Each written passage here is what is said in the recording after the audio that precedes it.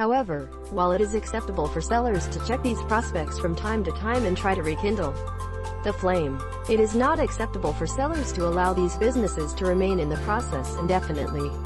Because sales teams move away from a sales goal, sales managers generally focus on sales when evaluating forecasts, but evaluating the steps in the entire team sales chain, where the manager is unaware of the specificities of each company, requires more than intuition. Instead of concentrating all their efforts on closing the largest ongoing operation, sales managers should be thinking about their replacement plan if it fails. The following 3 questions can help sales managers quickly and accurately evaluate their team's sales process without the need for a sixth sense. With this form in mind, some managers require their employees to have 3 times as many contracts to enter their projects. The deferred category allows the agent to continue working on the transaction, but does not affect the overall accuracy of the distribution pipeline.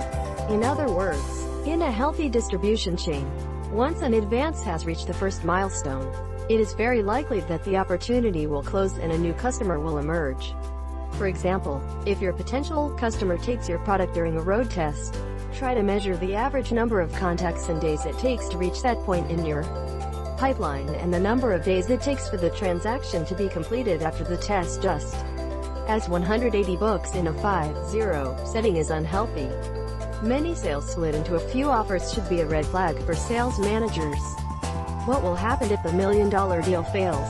The representative no longer has anything to rely on to make up for lost revenue, and the entire equipment pipeline collapsed. First, a pipeline with a large volume of sales but a small number of units is risky.